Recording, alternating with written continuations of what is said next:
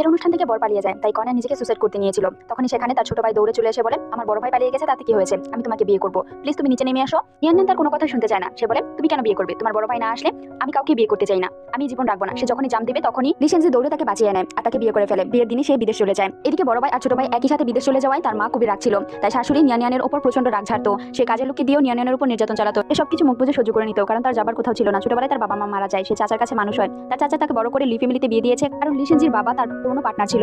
আর তার মারা যাওয়ার পর থেকেই তার সম্পত্তি যেন তার দুই ছেলে কখনো দখল না করে, তার জন্যই তাকে বিয়ে দিয়েছে।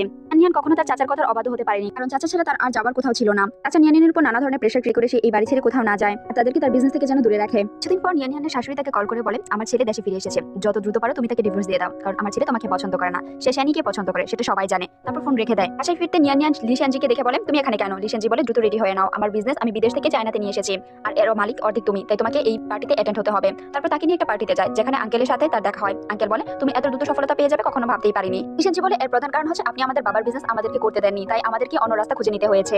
কিছুক্ষণ পর চুপ হয়ে যায়। পার্টির কিছুক্ষণ সময় গেলেই সেখানে নিয়ানিয়ানকে তার কাজিন ডিস্টার্ব করতে শুরু করে। এটা দূর থেকে দাঁড়িয়ে লিশানজি দেখে ফেলে। লিশানজি দ্রুত দৌড়ে নিয়ানিয়ানের কাছে চলে আসে, তার কাজিনকে ইচ্ছা মতন সাহায্য করতে থাকে আর বলে, তুমি মেয়ের কিভাবে সম্মান করতে সেটা শেখানি, আজ তোমার বাবা মার হয়ে আমি তোমাকে সেটা শিখিয়ে দিচ্ছি। তাকে মারার পর নিয়ানিয়ানের আঙ্কেলকে বলে, আজ থেকে আমার ওয়াইফকে যারাই ডিস্টার্ব করবে বা করার চেষ্টা করবে তারা আমার শত্রু হয়ে যাবে। তার আঙ্কেল বলে, তুমি এমনটা করতে পারো না, আমার বাবার বন্ধু ছিলাম, প্লিজ। কিন্তু লিশানজি কোনো কথাই না শুনে নিয়ানিয়ানকে সেখান থেকে নিয়ে চলে আসে। নিয়ানিয়ান দিকে তাকিয়ে থাকে, মনে মনে ভাবতে থাকে, আমাকে মিথ্যা আশা তুমি কেন দিচ্ছ। দিন নিয়ানিয়ানের শাশুড়ি তাদের বাসায় আসে আর বলে, এক মাস পর আমার বড় ছেলের বিয়ে অনুষ্ঠিত হবে, আমি চাই দ্রুত তুমি ডিভোর্স দিয়ে দাও, কারণ এই অনুষ্ঠানে মিসেস শেনিও থাকবে, তাকে আমার ছেলে খুবই ভালোবাসে, তাই না সেখানে কোনো অকওয়ার্ড সিচুয়েশন তৈরি হোক। নিয়ানিয়ান শান্ত স্বরে ঠিক আছে বলে সেখান থেকে নিজের রুমে চলে আসে। রাতে সে লিশানজিকে বলে, চলো আমরা ডিভোর্স করি। এটা শুনে লিশানজি রেগে যায়। তারপর তারা ছোটখাটো একটা ঝগড়া করে। পরদিন সকালে ব্রেকফাস্ট টেবিলে লিশানজিকে বারবার কল করছিল, কিন্তু সে কলটা কেটে দিচ্ছিল। কিছুক্ষণ বাসায় চলে আসে আর বলে, আমি তোমাকে অনেকদিন ধরে মিস করছি। সবকিছু দেখে নিয়ানিয়ান সেখান থেকে চলে আসে, আমার কাজ আছে।